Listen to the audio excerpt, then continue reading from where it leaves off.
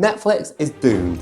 You've probably already realised that, and that is why you're watching this video. But why? Well, a combination of a massive drop in stock and subscribers fleeing has forced the once innovative company to scramble in an effort to keep their head above water. Here is how, why, and where it all went wrong. Now stick with me to the end, because I'll be talking about what Netflix should be doing to save itself from this inevitable collapse, and what they should be doing to stay relevant. But starting at the beginning, the livelihood of Netflix is based on two frontiers: subscribers and investors. Investors pay for the content Netflix creates. Subscribers line the pockets of Netflix bosses whilst keeping the investors happy. The two work hand in hand. If the investors pull out, they won't have the funds to make new content for you to binge, and so subscribers drop. The same works vice versa. If subscribers pull out, investors pull out, and the company collapses. They need to keep both subscribers and investors happy, which once was a walk in the park, but now, not so much. Back in the early days of Netflix, it was one of a kind. The whole USP was this Netflix and chill vibe. Watch some quality films and programs at a click of a button. No need to get dressed and go to the cinema. No need for dodgy pirate websites. Anyone else remember those websites? When to pick a film, you had to search dodgy watch for free websites which would buffer like crazy, with terrible quality, and would have the most awfully annoying ads. I mean, nothing quite ruined the mood like cozying up to your partner, laptop balanced carelessly on the bed surrounded by an abundance of snacks, diving in to watch The Notebook, then all of a sudden being served with an ad for single women in your area who want to get to know you. Netflix had none of that. It was legal. No ads, high definition watching, and one of the best things, you didn't need to know what you wanted to watch before watching. You could just click through something until something looked good. It meant if you didn't like what you was watching, you just clicked out and watched something else. It meant everyone felt this collective joy of watching some weird film that you would never pay to watch, but you're going to watch anyway since, well, you didn't have to pay to watch that film specifically. Then actually enjoying it, the discovery of a hidden gem. People of a certain age, they will remember that before Netflix, if you wanted to watch something, you had to know what you wanted to watch, because you had to search for that specific thing. The beauty about Netflix was you could go in with the intention to watch something without necessarily knowing what you wanted to watch. But I'm rambling. The point I'm wanting to make is Netflix had a system built on nostalgia and kookiness. Old films and shows that you love and adore that you can rewatch, matched with weird shows you've never heard of that made great conversation starters. Both those categories began to fall. First, the nostalgia, which is a big part of Netflix. Companies who own these movies decided that instead of renewing contracts with Netflix, they would set up their own streaming services to show them on. Because Netflix never owned them to begin with, they simply licensed them, which meant Netflix started losing all those nostalgic hitting classics we all love and adore. And the ones who did decide to stay with Netflix, they massively increased their licensing fees, which meant Netflix had to produce their own content, with a clear aim to target nostalgia and replace the classics they lost, which at first was very successful. Shows like Glow and Stranger Things were purposely set in the past to evoke some sense of nostalgia. It was a way of Netflix to release something new whilst evoking the feeling of something old, something familiar, something nostalgic. It worked great.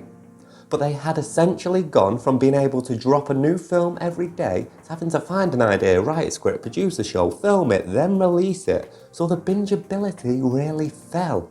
We no longer had mass options of things to watch. Instead, we had to wait for new things to be released, which really kick-started the competition.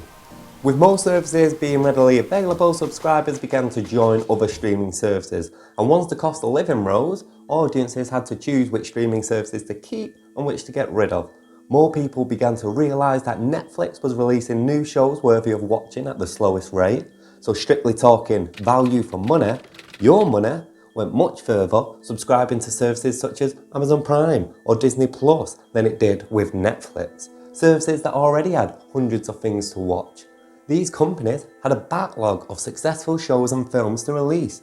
Netflix was making everything from scratch, forcing them to make shows quicker and quicker, so quality began to go out the window. In the second quarter of 2022, Netflix lost 970,000 subscribers, making 2 quarters in a row in which Netflix had lost subscribers. Sure, Some of that was due to pulling the streaming service out of Russia, but it's still noteworthy loss nevertheless. Then we move on to the binge-ability of Netflix. Netflix became addicted to this aspect of binge-ability. If a film or show didn't gain massive watch time or popularity in an instant, they cancelled it or removed it entirely from the platform. This became very annoying for the audience, an aspect which Netflix seemingly does not care about, showcasing how they only see us as numbers and not people. So when you find a show on Netflix, you better pray and hope that other people like it as well. Otherwise, Netflix would randomly remove it or leave it completely unfinished. How many shows have you started on Netflix that left on a cliffhanger and have not been commissioned for a second season? Either everybody likes the show or it's being removed. So there's no personality, which led to the new releases on Netflix becoming the same template as the last thing they did well, which leads me to innovation.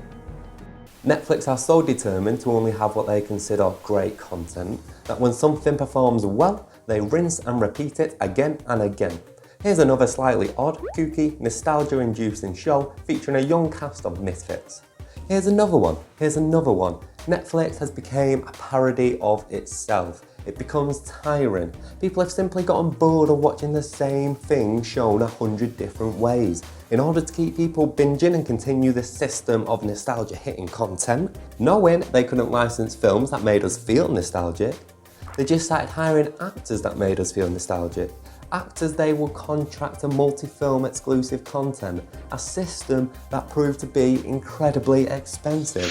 So even though Netflix was still making an absolute killing, even though it was still leading the streaming services, they were hemorrhaging money into new content, and it's still the same content. Kooky, nostalgic, teen dramas with a sprinkling of love and memorable one-liners. And so people are continuing to leave, subscribers are dropping, and with that, so are those also important investors, the stockholders of Netflix, which due to the amount of money they are putting into new releases, they need more than ever. In the past couple of years, stock has been constantly dropping in Netflix. Since December 2021, the stock has fell over 50% with no signs of coming back up anytime soon, which has clearly got Netflix worried. The signs are that competitors are going to continue to rise. Remember when I mentioned that Netflix lost almost 1 million subscribers in the second quarter of 2022? Well, in that same time frame, Disney Plus gained about 8 million. In fact, according to my research, every one of the top 5 streaming services other than Netflix saw an increase. So what are Netflix actually doing about it? Well, reinventing themselves will take a while. Creating better shows and changing the way audiences perceive Netflix takes a long time, and they certainly can't afford to wait for that to happen. So they need a quick action approach to make more money to afford this reinvention, which comes from 3 ways, each one with its own negative backlash. Number 1. The first one is to increase the cost of subscriptions. Given that we're living through a cost of living crisis and other streaming platforms can afford to keep their prices competitively low, anyone on the fence about leaving Netflix is going to take this as a deciding factor to do so. The question is, will enough people stay with the price increase to make it pay off for Netflix? Number 2. The second is the introduction of ads. One of the reasons we all love Netflix in the beginning was that you didn't have ads, and now they're going to introduce ads. This is going to get a lot of people royally pissed off, especially when you're paying. To pay for a service and also see ads, it's just a liberty, something people will not be happy about. Now I understand this ad option will be for lower paid subscribers. It will be an option. You can pay the full amount and not have ads, or pay a lower amount with ads. But it's still annoying, you're still paying to see ads. Number 3. The third option is to crack down on account sharing. It's not news that everyone shares their Netflix passwords and accounts, and Netflix has been pretty relaxed on the whole thing for good reason. It actually helps Netflix. The more people see a show and talk about it, the more people need to join in. But starting early 2023, Netflix will begin charging accounts for password sharing with a system that adds fees for extra member sub-accounts. When people outside one household use the membership, they'll get charged for that. Now the big question is this enough to save Netflix? With already a decline in how people perceive Netflix and so much competition, it seems like all these options to make up for lost money will end negatively on the company. The best thing Netflix can do is to introduce more variety, creative new writers and producers to come up with new and exciting content for a variety of people. Not just shows that young adults can binge happily, but something for the older generation. A complete reimagining and dumping out of this tiresome template they use again and again and again in place of new, fresh, creative ideas. However, as I said, that will take a while to put into practice. So, will the clock run out before they have a chance? Netflix is a sinking ship. Higher ups are putting on a brave face whilst behind closed doors they're scrambling to keep the company from collapsing. They need new talent and they need it now. If competition keep doing what they're currently doing, I see the end of Netflix in the not so distant future. They were innovators of a new way to watch, single-handedly killing off blockbusters and the cinema experience, and now the masters have become the victims of their own success. So what can they do to save themselves from this tragedy unfolding in front of our eyes?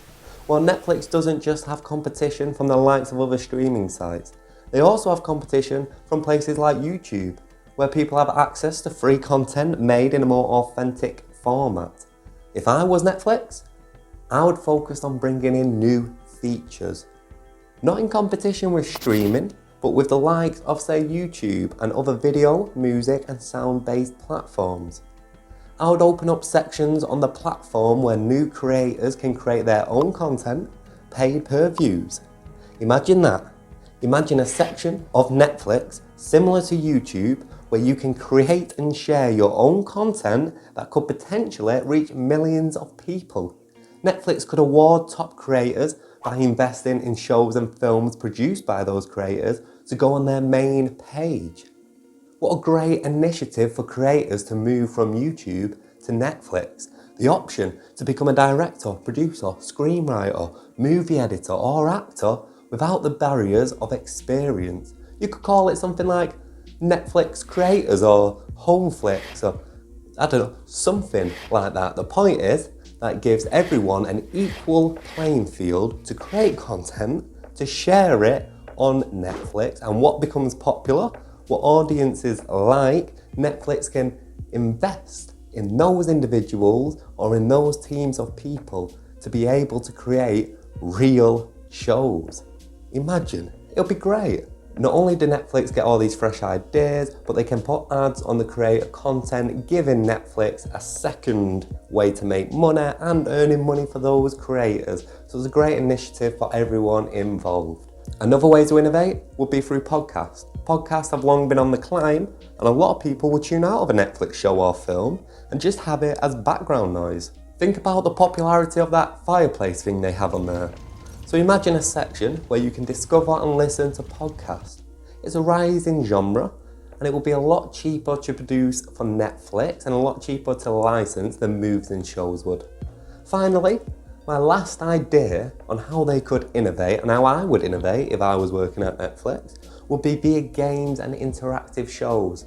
The last thing I truly got sucked into on Netflix was this Triviaverse quiz.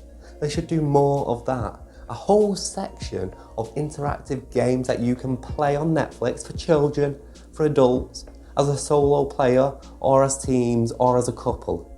Anyone over a certain age in the UK will remember Sky Games. Remember they had this like bubble popping thing? That was brilliant. It was a small thing, but it kept people coming back and back for it. So imagine a Netflix subcategory where it's just interactive games. But they're just three of my ideas. What do you think? Let me know in the comments. Do you think Netflix is doomed or can they climb back up? And do you have any ideas? What would you like to see on the platform? What features would you like to see on Netflix? Let me know. And if you've made it this far into this video, feel free to show your appreciation with a cheeky subscribe, comment or like. I appreciate it a lot. Thank you very much.